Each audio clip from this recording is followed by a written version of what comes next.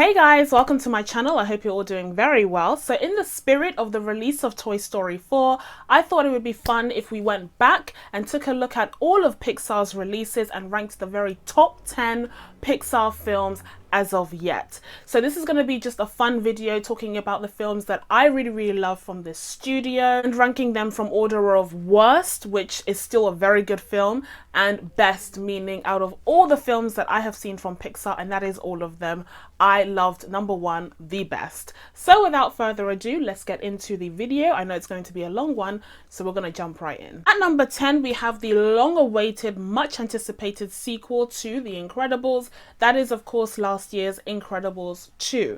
Now, this film was, again, like I said, very much anticipated because The Incredibles is considered to be one of the best animated films of the 21st century, and a lot of people consider it to be the best iteration of Fantastic Four that we've gotten to see on the big screen. I feel like there was a lot of pressure on this film just because of the hype and how legendary the first entry was, and I have to say, overall, it very much delivered. You get the return of our favorite superhero family, not the Fantastic Four, but of course the Parr family, and we get to see this time Elastigirl taking center stage, and we get to see the full extent of her powers and how versatile they are. Definitely got more focus on Mr. Incredible in the previous film, and so I felt it was a nice balance to have each parent have films that honed in on them and their star power. Then you of course have the children, so I absolutely love Jack. I think he was used so well in this film. You get to see his cool powers. I mean, talk about versatility. That kid can do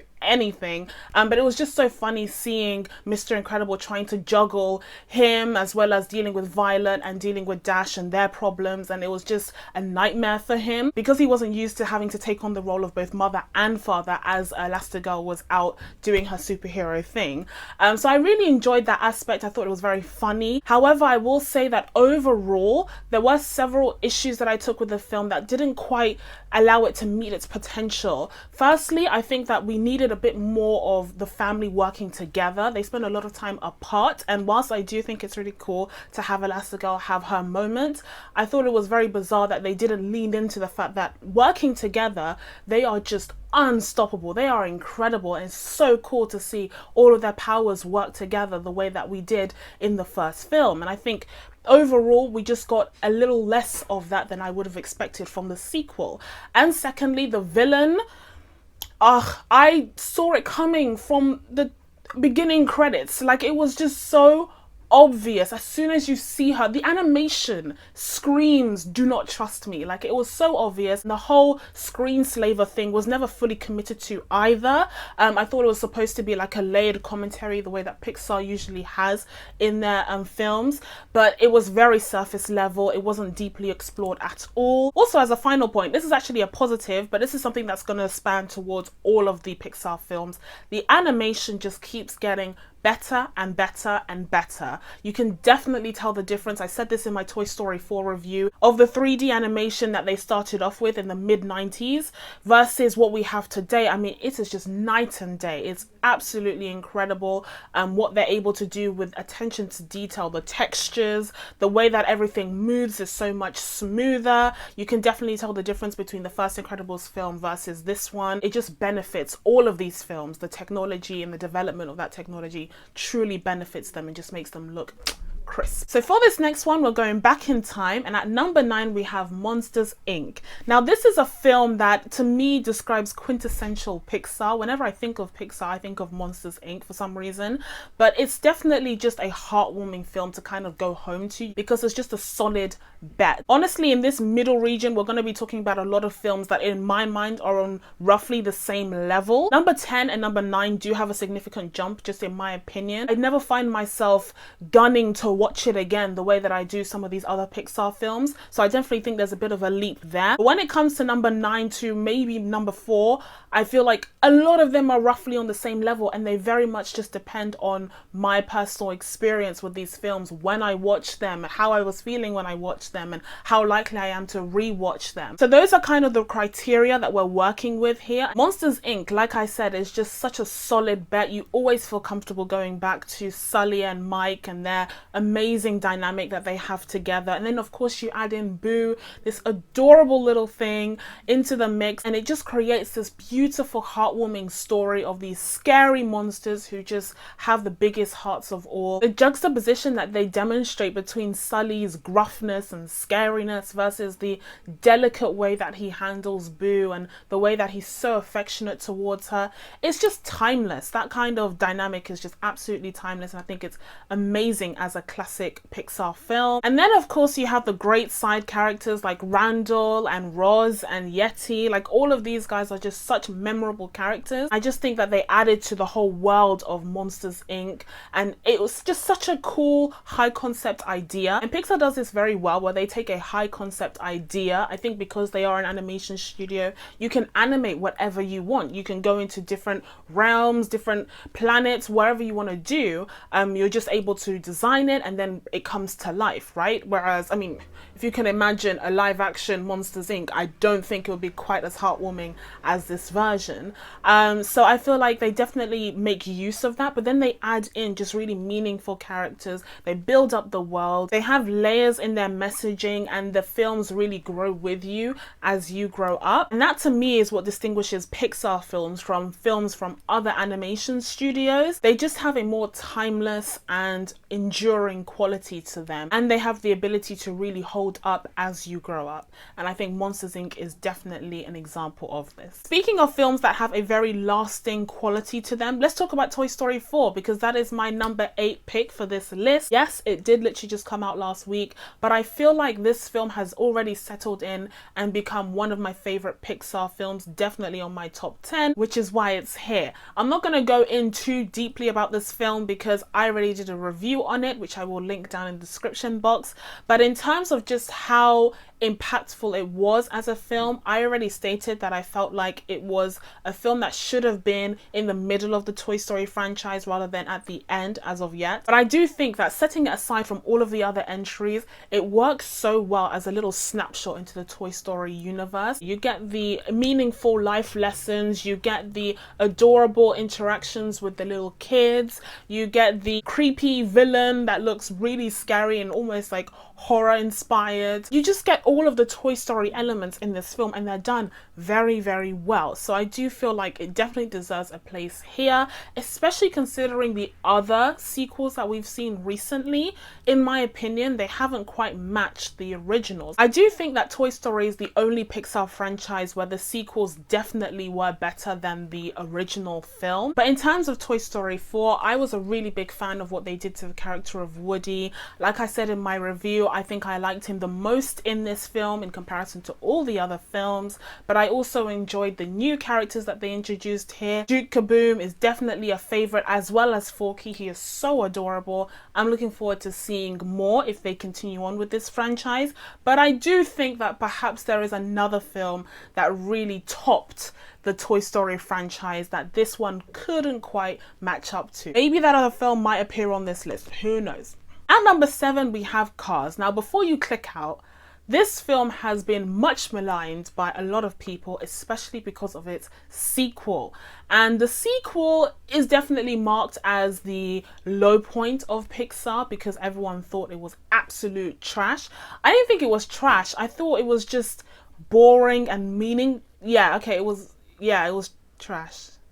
Yeah, but I do still stand by the first film. Just hear me out. Here you have this cocky, arrogant, very successful sports star, because that's basically the archetype that he's playing here. But at the point where he's reached his peak ego, he has to go back and fix the messes that he caused in Radiator Springs, where he learns about love and friendship and community, things that are actually important in life. Also, Pixar tells us. As a result, we get this great redemption arc, and I really enjoyed the community that is Radiator Springs. I loved the different characters. I loved the way that everyone came together. They're all quirky and they're all mismatched and misfits, but in the end they come together to form this really nice community, and it just seems genuine. It seems real, even though again it's a very high concept idea where you have these talking cars in this car world, but it just works somehow. I know that in the second film everyone despised Mater, and rightfully so. He was overdone in the second film, But in the first film, he definitely has a presence, but it's much more reserved. He's used sparingly, so it's very effective. I like the character dynamics between Mater and Lightning McQueen here. And I really enjoyed the way that they portrayed a kind of small town that hasn't really seen its best days in a very long time, but it still has heart to it. And seeing it from an outsider perspective, that is Lightning McQueen, you start to fall in love with the town itself, even though it looks busted up and why would you even stay here?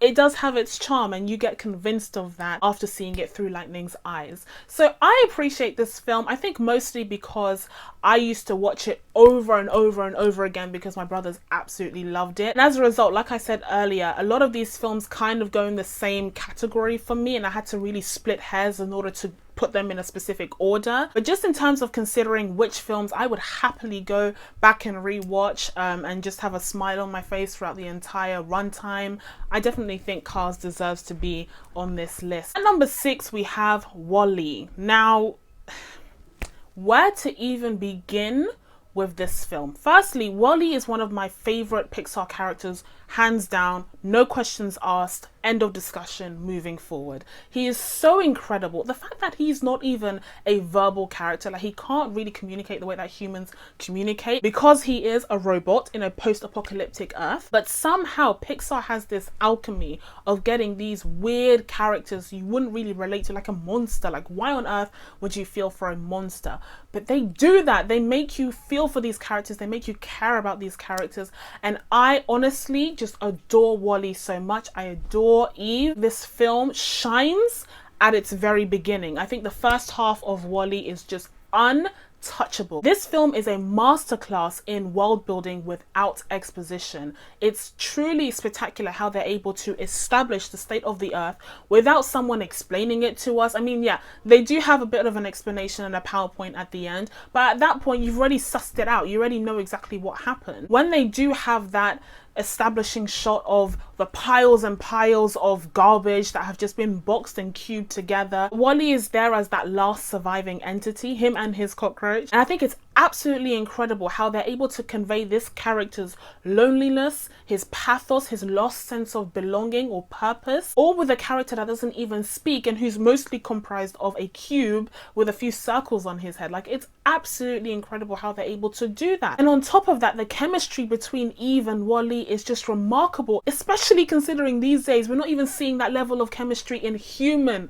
characters. Just blows my mind. Like I said though, I do think that the first half of the film is more spectacular than the second. I like the second half of the film. It goes a bit 2001 Space Odyssey at that point, but I do think the first part is so good at establishing the world that WALL-E is surviving in and giving us an insight into his mind despite the fact that he is largely non-verbal. Just mwah. Chef's kiss, amazing. Really, really love this film. And this film is so special in the way that it tackles huge issues like global warming and climate change and the impact of technology on human evolution. Apparently we're all just going to regress to big babies, which judging by the state of the internet these days is happening sooner rather than later. At number 5, we have Toy Story 3. So as I alluded to earlier, I do think that Toy Story 3 is a superior film to Toy Story 4.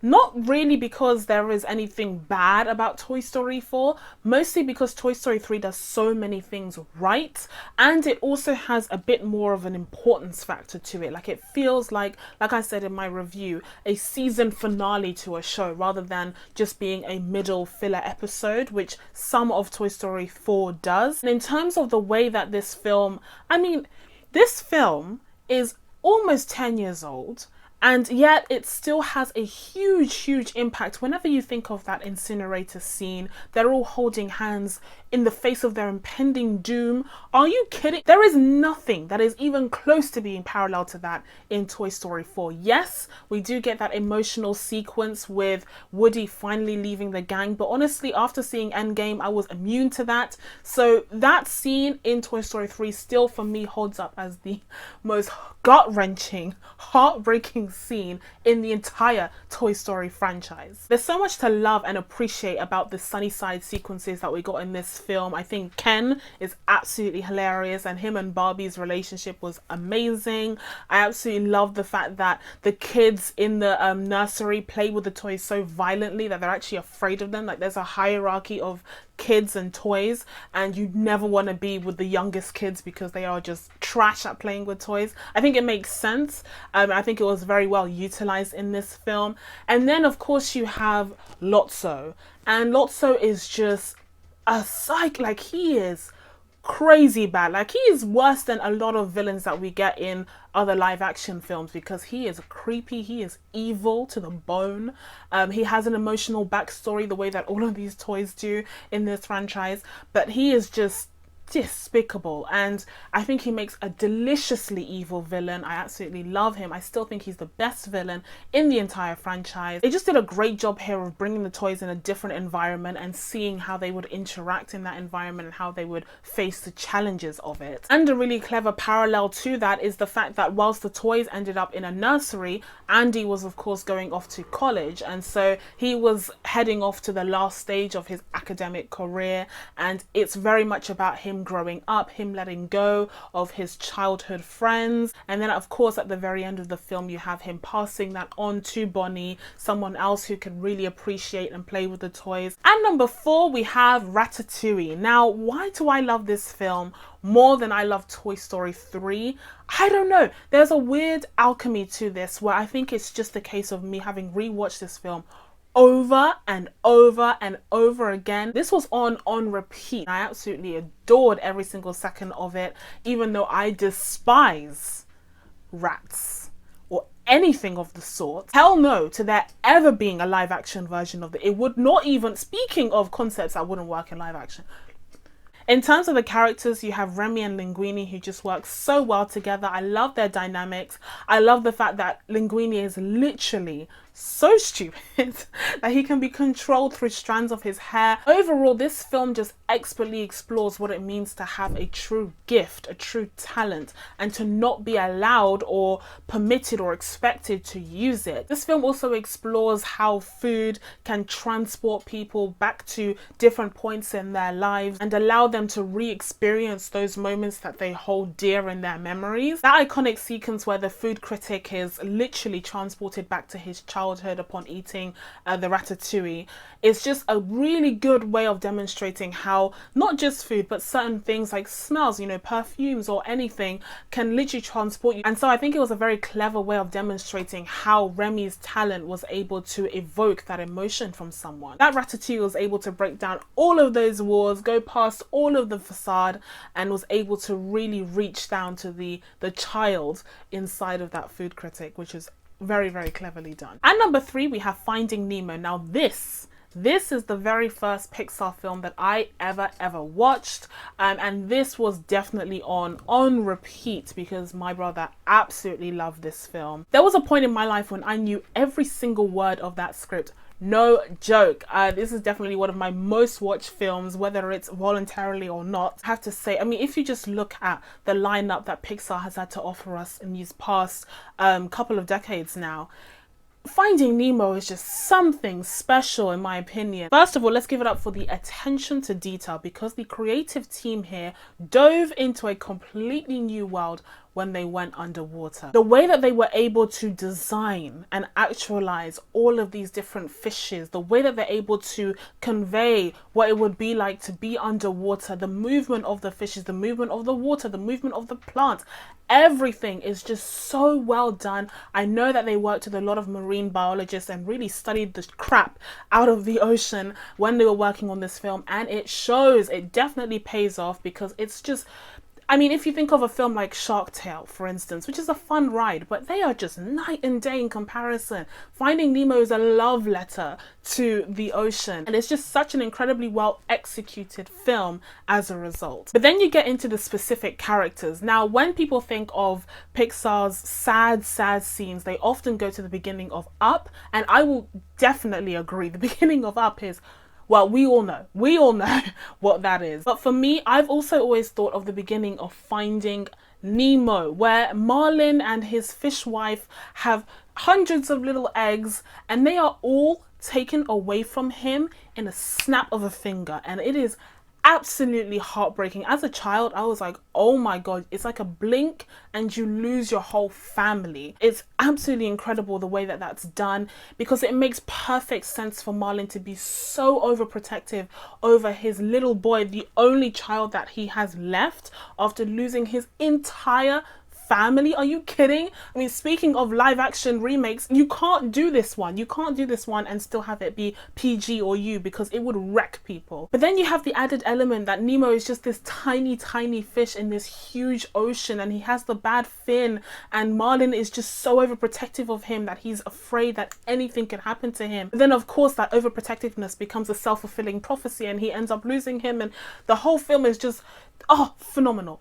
Absolutely phenomenal. I really do love this film so much. I love the way that the characters interact. I mean, you get some amazing characters here from all different species under the sea. The sharks, the turtles, the fish. You of course get the introduction of Dory, who's the amnesiac fish. Now, I really enjoyed Dory in the first film. At times, she's kind of annoying, in my opinion. I think she's kind of on par with Mater, where when they overdo it, it kind of drives me crazy. But when you get just the right amount of her, it creates such a nice counterbalance to Marvin's neurotical, obsessive worrying. And I really like the fact that even though she is forgetful and she does come across as a bit dopey at times, she knows what she's doing. I love the fact that she was able to actually speak whale even when Marvin doubted her. Overall, I mean, I would say that this film is the perfect version of itself. We're really getting into high quality territory here. And number two, we have a recent entry, which is surprising considering that a lot of these films are a result of my brothers obsessively watching Pixar films when they were younger. There was no way in hell that I could make this list without including the wonderful, magnificent Coco. Now, going into this film, I was a little bit skeptical because I had seen Book of Life and I thought that was a very good, enjoyable film. But Coco is on a completely different level. I think it doesn't take anything away from Book of Life, because there can be more than one film based on the Day of the Dead. It's not a crime. But I do think Coco hits very different story beats. It's a very personal, familial, touching story, and it's about remembering. It's about remembering the people who have passed, and that's kind of what the holiday is about overall. But the way that they tie it in with Coco's actual family and his Coco, and it's just, it's beautiful. Oh my goodness. Okay, firstly, the character of Miguel is just so lovable. He is so endearing. He is just so talented, and again, it plays with that theme that was explored in Ratatouille, the idea of having a talent and not being able to use it. In the case of Ratatouille, it was because he was a rat. He was a rat. Here, Miguel is restricted by his family because of the dark past surrounding music and the role that it played in his grandmother's heartbreak. I love the fact that this film explored the different generations within the family and the way that their ideology and the way of thinking evolved and changed as they grew more modern. I really enjoyed seeing Miguel meet his ancestors and meet the people who made up the family that exists today. It's so amazing to see how he's able to interact with them and how they find a kinship in him because he is their blood. And then despite the fact that you do spend a lot of time with his deceased family members, you still have that connection to his surviving family members as well, especially Coco, who is just absolutely adorable. Oh my god, and that ending broke my heart. This was the signature tearjerker Pixar scene that to me overrode anything that came before and anything that's happened since. And then of course you have all the other signature markers of a Pixar film, that of course being the amazing animation, especially for this film. I feel like it's so stylized, it's so beautiful, the way that they played with the colors, the way that they established the land of the dead as being different to the land of the living. It is just absolutely spectacular, the designs and the way that they draw inspiration from the Mexican holiday. Stunning, absolutely stunning. And of course you have the song Remember Me, which is so sweet and so simple but also very heartwarming. Everything about this film just feels so warm and inviting, but then it tricks you because in the end you're a blubbering mess and you don't know what to do with yourself. And finally, we have reached the end, and my light has actually given up on me because it's taken so long to get here. But at number one, we have The Incredibles, and this is the film that I think is the very best of Pixar films. Now, like I said earlier, I do think that the animation is dated at this point because the animation just always improves, always develops as the technology improves, so that's a given. But aside from that, this film is perfect. This film is perfect. We love the Parr family. We've already established that. They're an amazing set of characters. We have Edna Mode, no capes, classic line. Everything about this film is just classic. The signature 1960s aesthetic, although it's set in a very timeless place, but it works so well with the whole superhero genre. It works so well to establish the Parr family in that moment in time, in history. I love the villain. Syndrome as a villain is untouchable, and he was one of the very first meta characters that we got in the superhero genre in cinema. He was very much aware of the different tropes and the different common elements that he saw in the superhero space, and he very much wanted to be a part of that space. It speaks a lot to how well this character is written, where it still resonates today, the idea of having these superheroes and the fact that, well, why is it that these superheroes were so highly regarded when there were people who were talented but they didn't have special powers, who weren't getting that recognition, who weren't getting that opportunity to make a difference the way that they also wanted to. It's just so cleverly written, because he's not wrong. Like, he's not outwardly wrong as a villain. He has a good point. He is very talented. He was very smart and was able to invent things, and yet society decided that that was looked down upon. Meanwhile, these superheroes wearing tights and capes were regarded as gods. They were regarded as heroes, and so as a result, it kind of drove him to insanity, and he wanted to get rid of them all, which, yeah, that's the villain part of him. But his logic isn't entirely incorrect, and that's what made him a very complex character. That's the nuance that was missing in Incredibles 2, in my opinion. Overall, The Incredibles just does so much right. It has the amazing character dynamics, it has the cool superpowers, and seeing those powers work together when the family is together and fighting off evil in that island is just magnifique. I absolutely love that. I loved it when Violet used her powers to protect her entire family, or when Dash runs around at super speed on water, or when the mum becomes a boat. It's so inventive, so creative. And whilst the sequel was a very good film in its own right, I do think it's hard to make lightning strike twice, and that power of the initial film was just missing from the sequel. And that is why The Incredibles is my pick for the very best Pixar film as of yet. So that's it from me. Now that I told you guys what my top 10 Pixar films are, it's time for you guys to let me know what your lists are down in the comments below. Please be sure to subscribe to catch any new videos coming up. Thank you guys so much for watching. I really appreciate it, and I will see you in the next one. Bye.